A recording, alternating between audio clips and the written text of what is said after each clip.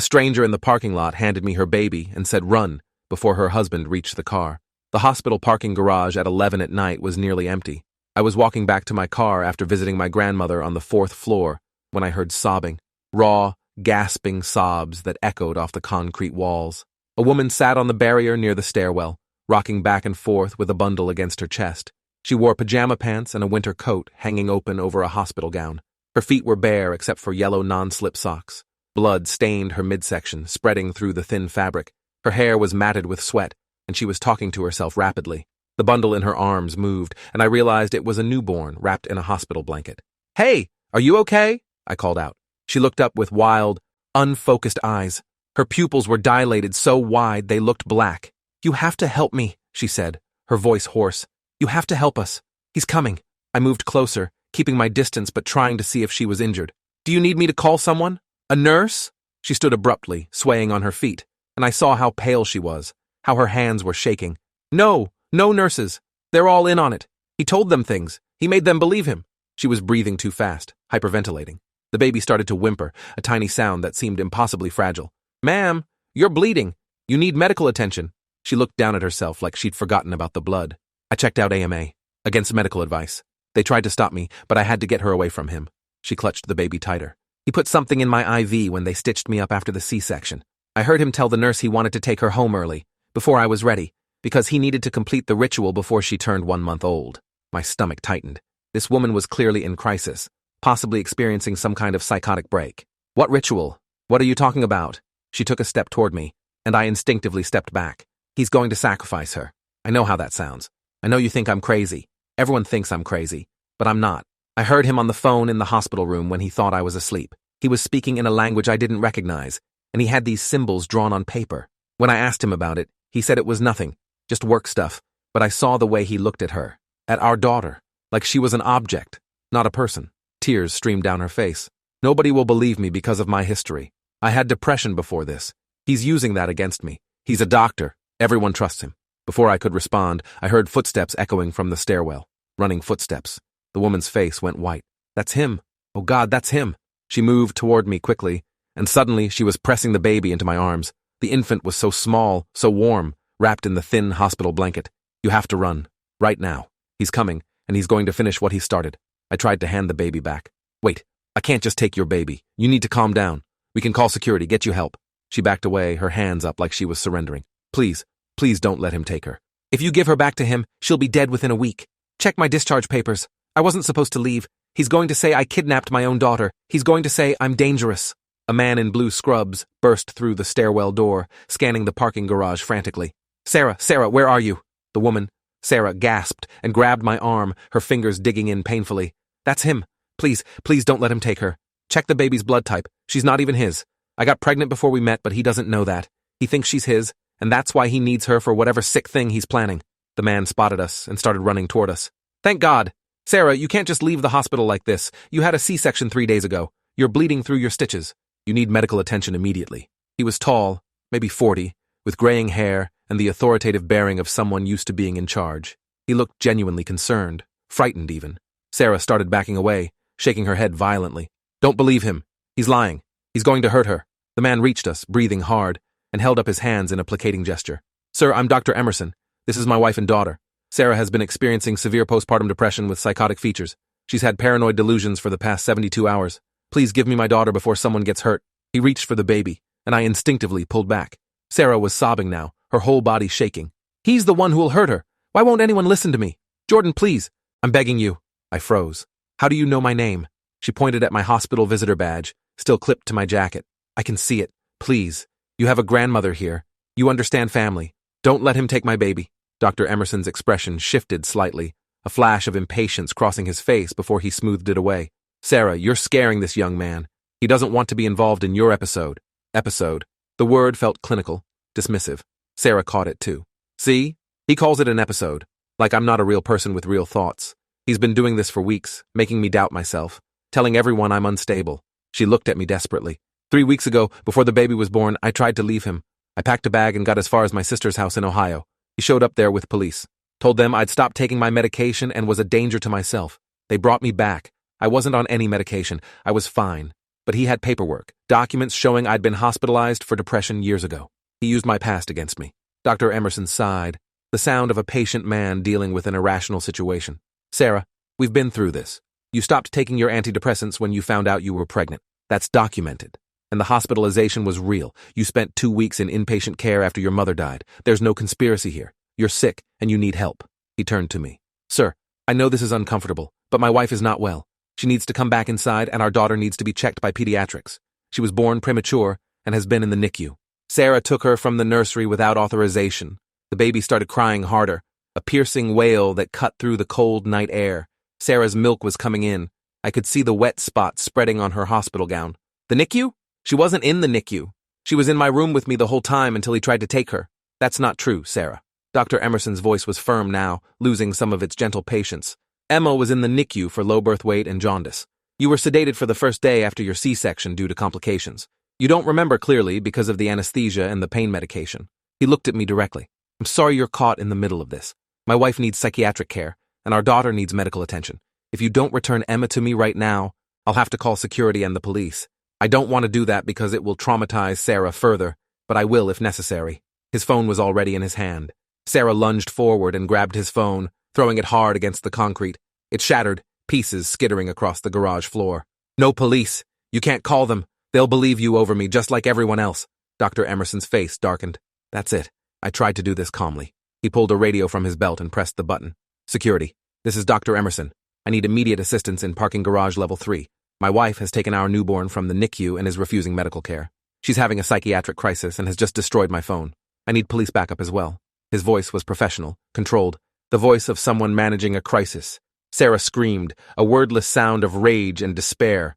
You bastard! You planned this. You wanted witnesses. That's why you followed me out here instead of bringing security from the start. She turned to me. Don't you see? He's performing. He's showing you what a concerned husband looks like. But it's fake. All of it.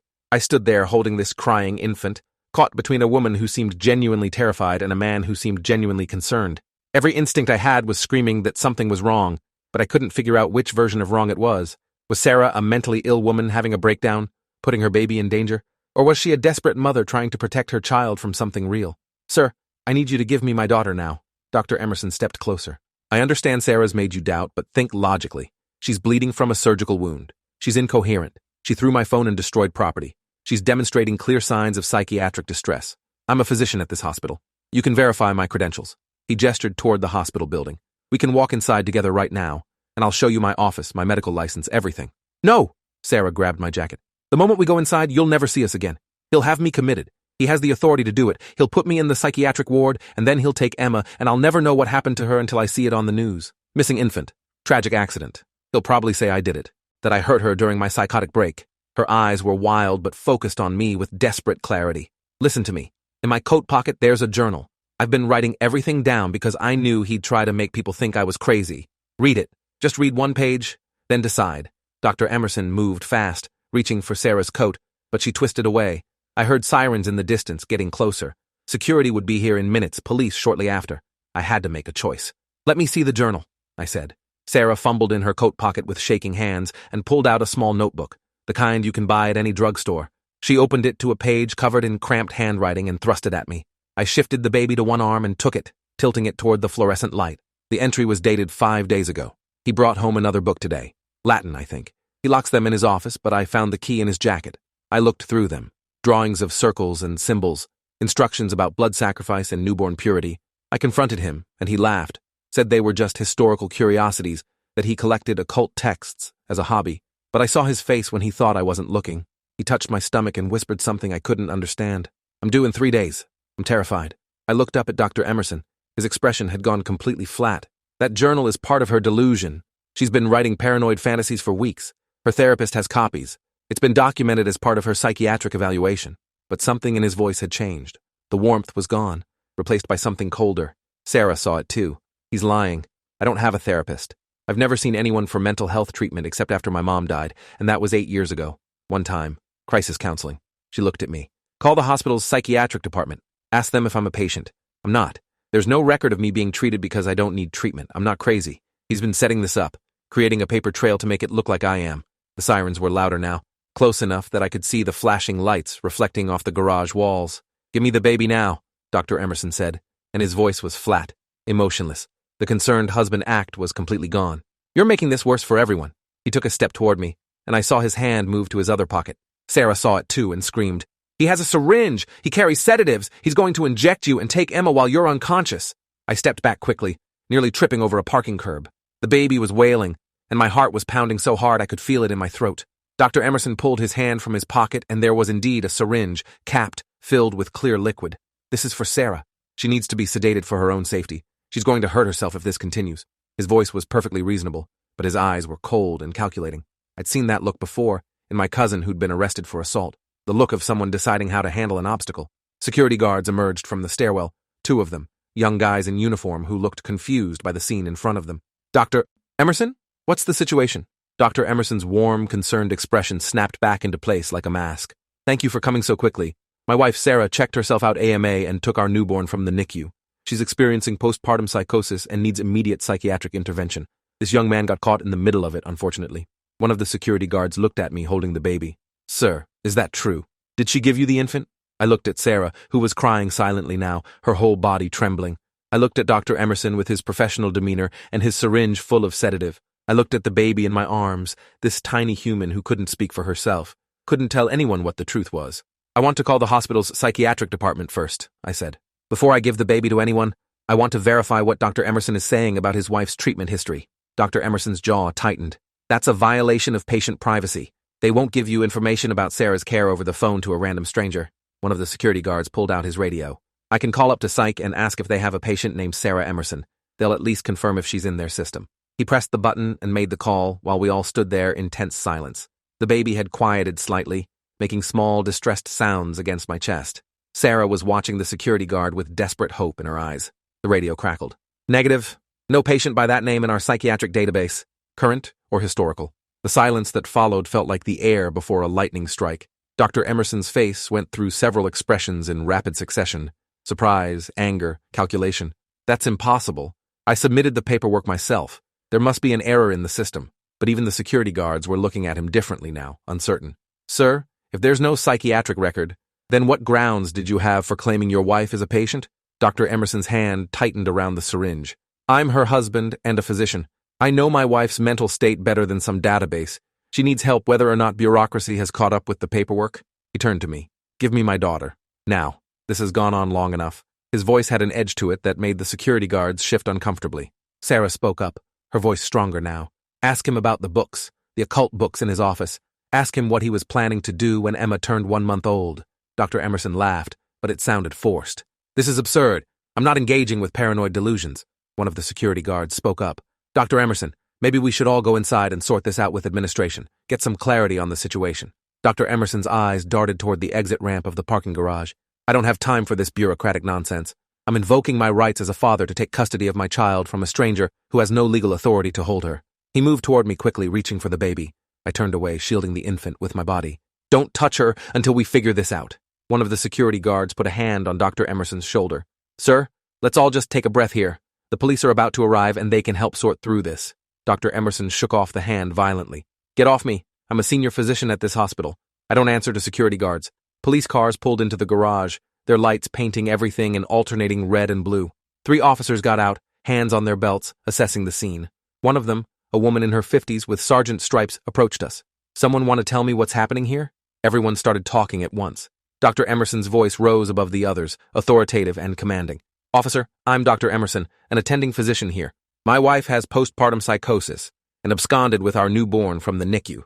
This civilian is holding my daughter hostage and refusing to return her to my custody. I need you to retrieve my child and arrange psychiatric transport for my wife." The sergeant held up a hand for silence. She looked at me. "You're holding the baby. What's your side?" I tried to organize my racing thoughts. I was walking to my car when I encountered this woman, Sarah. She gave me the baby and said her husband was going to hurt the infant. Dr. Emerson says she's mentally ill. Sarah says he's been setting her up, creating a false psychiatric history. We just confirmed with the hospital that Sarah has no record in their psychiatric system, despite Dr. Emerson claiming she's been undergoing treatment. The sergeant's eyes sharpened. She turned to Dr. Emerson. "Is that true? There's no psychiatric record for your wife?" Dr. Emerson's face flushed. "The absence of a record in their system doesn't mean she's not ill. I've been treating her privately. managing her care personally because of privacy concerns and my position at the hospital. I didn't want her medical history to affect her reputation or my standing.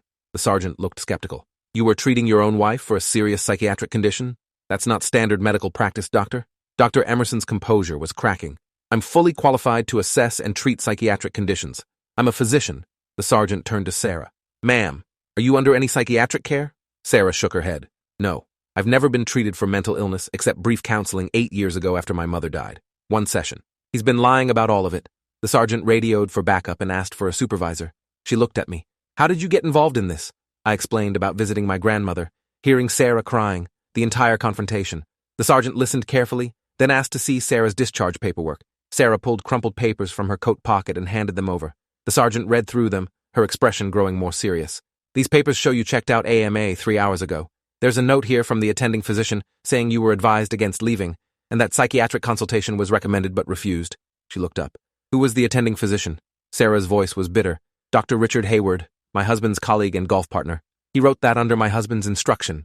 Dr. Emerson interjected smoothly. Dr. Hayward made an independent medical assessment. I wasn't even present. That's a lie, Sarah's voice rose.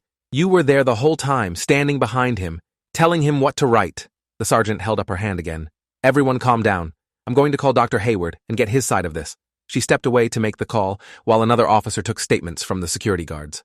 Dr. Emerson was watching me with cold intensity. The baby had fallen asleep in my arms, exhausted from crying, her tiny face peaceful.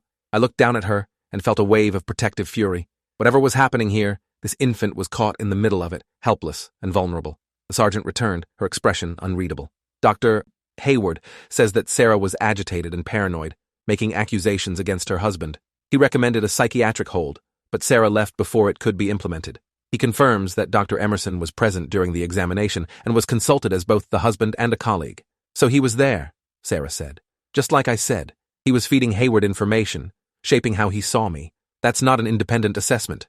The sergeant looked troubled. Ma'am, I'm not a doctor, and I can't make medical determinations. What I can do is ensure everyone's safety and sort out who has legal custody of this infant. She turned to me. Sir, I need you to explain again why you still have the baby, instead of returning her to her parents. I took a deep breath. Because something doesn't add up. Dr. Emerson claimed his wife was in psychiatric treatment, but the hospital has no record of it. Sarah says he's been planning something involving the baby, and she has a journal documenting her concerns. Dr. Emerson has a syringe of sedative in his pocket. Sarah is bleeding from a recent C-section and is clearly in physical distress, but she's coherent and specific in her accusations. I don't know what the truth is, but I'm not comfortable handing this baby to either of them until someone investigates further. The sergeant considered this. That's not really your call to make, son. You're not law enforcement and you're not family. Dr. Emerson seized on this. Exactly. Officer, I appreciate this young man's concern, but he has no legal standing here.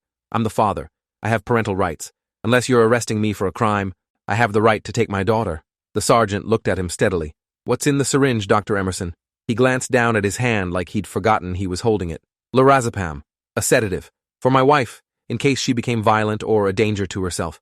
I'm authorized to carry emergency medications as part of my hospital privileges. The sergeant held out her hand. I'm going to need you to give that to me for now. Dr. Emerson's hesitation was brief, but noticeable. He handed over the syringe. The sergeant examined it, then bagged it as evidence. We'll have this tested to confirm what's in it. Dr. Emerson's face flushed red. You're treating me like a criminal. I'm a respected physician at this hospital. I've done nothing wrong except try to get help for my mentally ill wife and protect my daughter. His voice was rising, the polished veneer cracking further. This is harassment. I'll be filing complaints with your supervisor and the city. The sergeant remained calm. You're welcome to file whatever complaints you want, doctor. Right now, I'm trying to figure out the truth in a complicated situation involving an infant's safety. Your cooperation would be appreciated. She turned to Sarah. Ma'am, you're bleeding pretty heavily. You need medical attention regardless of what else is happening here. Can we get you to the emergency room? Sarah shook her head frantically. Not with him in the hospital. He'll have access to me. He'll finish what he started. One of the other officers spoke up. What exactly did he start, ma'am? You keep saying that, but you haven't explained what you think he's planning. Sarah looked around at all the faces staring at her, judging her, trying to decide if she was crazy. I could see the moment she made the choice to say it. Consequences be damned. He's part of a cult, some kind of a cult group. He has books about ritual sacrifice, about using newborn blood for power or immortality or something insane like that. I found them in his locked office. He's been planning to kill our daughter on her 1-month birthday as part of some ceremony. The words hung in the cold air. Several of the officers exchanged glances. I could see them thinking the same thing I was. This sounded like the delusion of a mentally ill woman. Dr. Emerson laughed, a sharp, contemptuous sound. You see? This is the psychosis, occult cults, ritual sacrifice. This is not rational thinking. But the sergeant was watching Dr. Emerson carefully. Do you have books about occult rituals in your home office, doctor? Dr. Emerson's laugh died. I have a collection of historical texts, yes. I'm interested in the history of medicine, which includes studying how ancient cultures approached healing and religion. Some of those texts contain occult elements because that was part of historical medical practice. It doesn't mean I believe in any of it or practice it. His explanation was smooth. Practiced. The sergeant nodded slowly. Would you be willing to let us search your office? If it's just historical texts, that would clear this up quickly. Dr. Emerson's jaw tightened. Not without a warrant. I have patient files in my office that are protected by HIPAA. I'm not letting police rummage through confidential medical records because my wife is having delusions. The sergeant's expression shifted. Interesting that you went straight to refusing a search. An innocent person usually says yes. Dr. Emerson's voice turned icy. An informed person who understands constitutional rights says no to warrantless searches. Don't try to manipulate me, Sergeant. I know my rights. The standoff stretched out. Sarah spoke up quietly. There's a spare key to his office. I hid it after I found the books. I was afraid he'd move them if he knew I'd seen them. She reached into her coat pocket and pulled out a small key on a ring. It's in his home office, 2240 Riverside Drive. You can verify that's our address. The books are in the locked cabinet behind his desk. Dr. Emerson's face went pale, then red. You went through my locked cabinets? You stole my key? That's breaking and entering. That's theft. Sarah's voice was steel. We're married. It's my house, too. I have every right to access any room in it. The sergeant took the key from Sarah. This gives us reasonable cause to check the office, especially given the accusations about intent to harm the child. Dr. Emerson stepped forward aggressively. You can't do that. That key was stolen. Any evidence you find would be inadmissible. This is an illegal search. One of the younger officers spoke up. Sir, if you keep interfering, we can arrest you for obstruction. Dr. Emerson's hands clenched into fists. For a moment, I thought he might actually attack someone. Then he seemed to get control of himself. Fine. Waste your time. You won't find anything incriminating because there's nothing to find. They're just books. But his voice lacked conviction now. The sergeant radioed for units to proceed to the Riverside Drive address. We all stood there in tense silence, waiting. The baby woke up and started crying again, hungry and uncomfortable.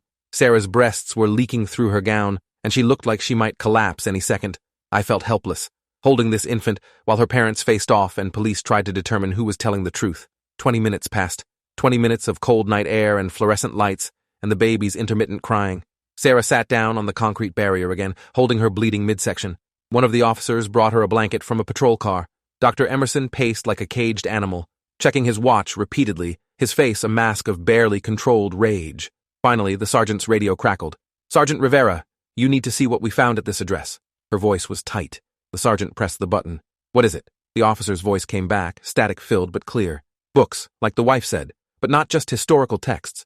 These are, I don't even know how to describe them, handwritten notes, diagrams. There's a whole room behind the office that was hidden. Symbols painted on the walls, a table with restraints, and photographs. Lots of photographs. The sergeant's face went hard.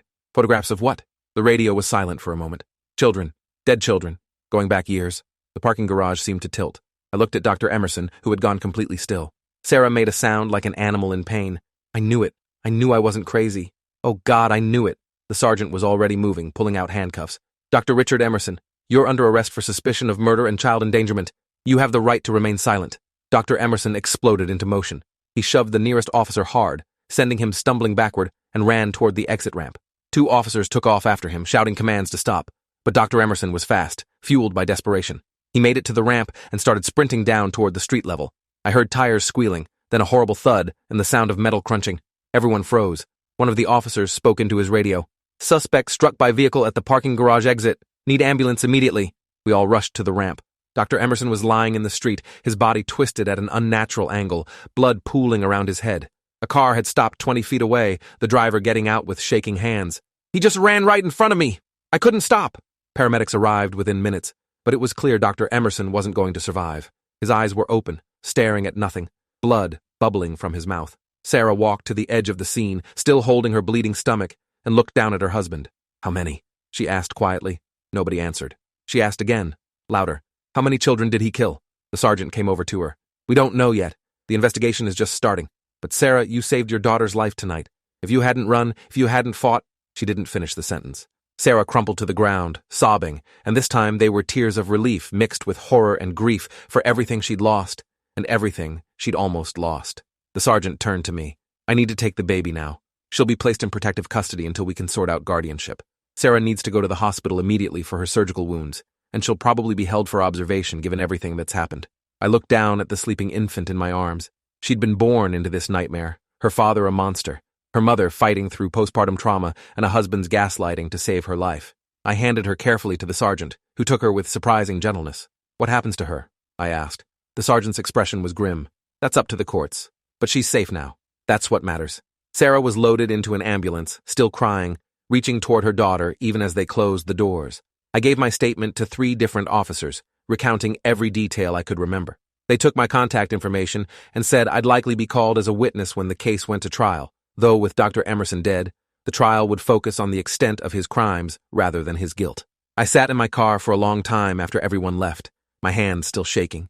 The parking garage was quiet again, the fluorescent lights flickering, everything looking normal, but I kept seeing Sarah's face when she'd handed me her baby, the desperate trust in her eyes when she'd begged me to listen.